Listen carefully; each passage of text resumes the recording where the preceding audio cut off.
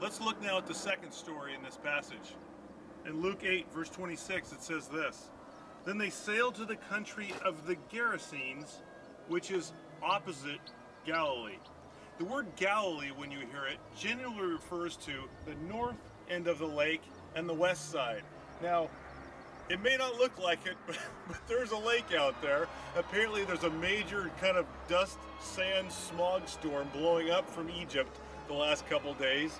The lake is right there. You can probably just catch the very edge of it, but it's extremely close. Would have even been closer in Jesus' day. So when you hear that word Galilee, it refers to the north and west side. The northeast side and down is generally completely a separate area than known as the Galilee. It is Gentile territory.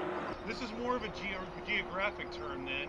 It is really a religious term as well when we say Galilee or this side. The area we're standing in now is in the area of Galantis. We get the same root word for Golan. This is the southern tip of the Golan Heights, or Galantis.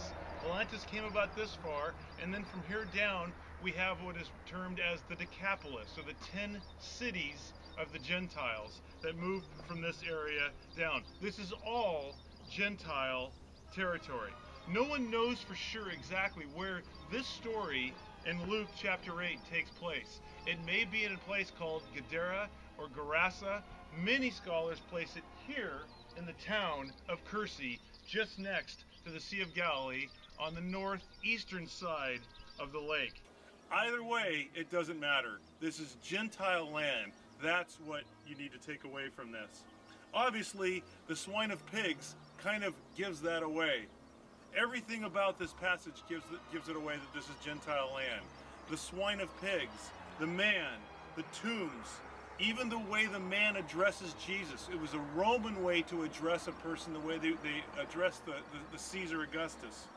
The legion, the term legion, this regiment of legions that were in this unclean guy. All of this, as a Jew, would make you completely unclean. And it's this that Jesus marches right into.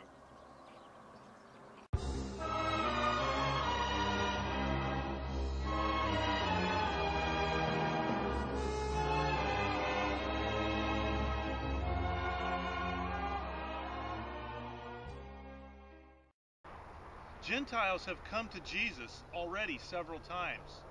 But now for the first time, Jesus is going to the Gentiles.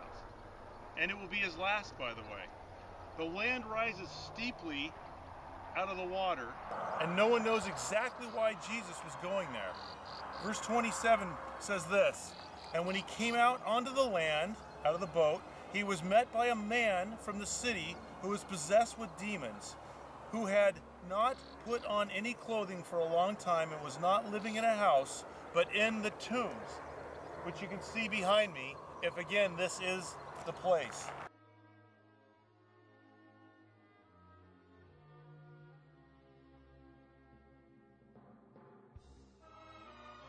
You can only imagine the disciples were ready to get right back in that boat and go right back home across the Sea of Galilee, where it felt better, it was safe, and it wasn't unclean.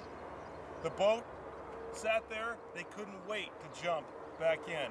Verse 28 says this: Seeing Jesus, he cried out and fell before him and said in a loud voice, What business do we have with each other, Jesus, Son of the Most High God? I beg you, do not torment me. For he had commanded the unclean spirit to come out of the man, for it had seized him many times, and he was bound with chains and shackles and kept under guard. And yet he would break his bonds and be driven by the demon into the desert. And Jesus asked him, What is your name? And he said, Legion, for many demons had entered him. They were imploring him not to command them to go into the abyss.